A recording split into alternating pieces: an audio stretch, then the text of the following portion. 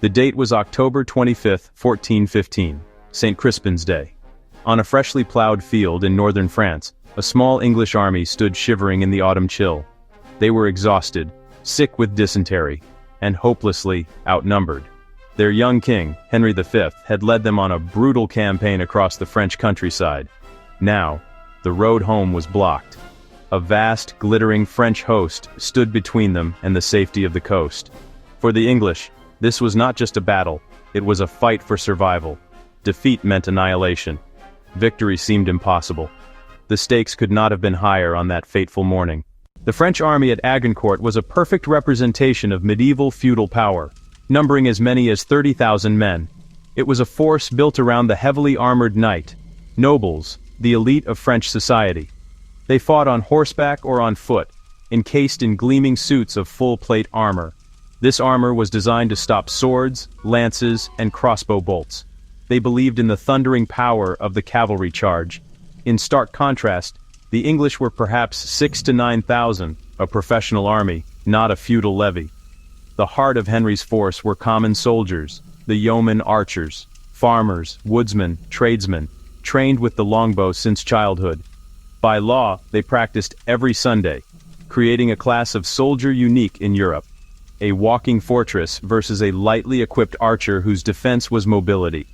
His weapon was not a symbol of status, but a tool of war, the longbow. Two worlds of warfare were about to collide in a shocking encounter. The English longbow was a deceptively simple weapon, a 6-foot stave, usually as tall as its wielder. Its power came from immense draw weight, 100 to 150 pounds, achievable only through years of practice. A yard long, tipped with specialized heads. The bodkin point punched through armor rather than cut. Thousands of shafts could pierce mail, find joints in plate, and wound the French war horses. Even where plate held, the impact could stun or topple a man. A skilled archer loosed 10 to 12 arrows a minute. A crossbowman, 2 or 3, multiply by 5,000, nearly 1,000 arrows every second. A beaten zone where nothing could live for long. As the French trumpets blared, the first wave of knights began their advance. A forest of lances and banners moved across the field, a magnificent sight. But their grand charge met a single, merciless foe, the mud. Plowed earth, soaked for days, became a clinging morass. Into that struggling mass, the English unleashed their storm. Tens of thousands arced high, the sound a terrifying roar. Horses screamed and fell, knights tumbled into the mud, ranks shattered, arrows struck faces and joints, visors lowered, sight and breath choked. They stumbled over the fallen, a horrific tangle, shattered before the English line. Those who arrived did so in breathless knots, not as a charge. The sharpened stakes broke the last of the momentum, then English men-at-arms advanced. The longbowmen joined as light infantry, with hammers, mallets, and rondel daggers. The battle devolved into savage, desperate close-quarters fighting. Weighed by armor and mud, many could barely move, let alone swing steel. Against them, mobile English archers and men-at-arms pressed every advantage. Mallets battered, daggers slipped through joints.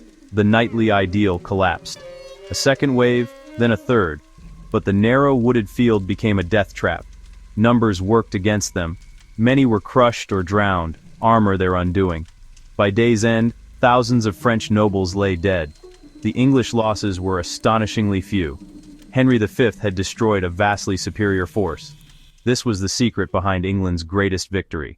The news of Agincourt sent shockwaves across Europe. A small, tired army had crushed the flower of French chivalry. It was a profound humiliation for France, and a legendary triumph for England. It secured Henry's position, led to Troy, and for a time made him heir to the French throne. The immediate political consequences were immense, the long-term legacy greater still. Agincourt marked the beginning of the end for the mounted knight. For centuries the knight ruled by armor, horse, and lance. Yet a peasant with yew proved them vulnerable. Firepower, delivered by disciplined infantry, could overcome shock tactics. That lesson shaped armies for centuries, paving the way for gunpowder infantry. The longbow yielded to firearms, but its principle lived on, from musketeer to modern rifleman. Agincourt empowered the common soldier, eroding the aristocratic monopoly on war. It was social as well as military change, more than a famous English victory. A brutal lesson written in mud and blood. The simple longbow, in disciplined hands, challenged and broke the old order. Technology and training proved stronger than wealth and noble birth. One weapon, in the right hands and at the right moment, can change the course of history. At Agincourt, one weapon decided the fate of kings.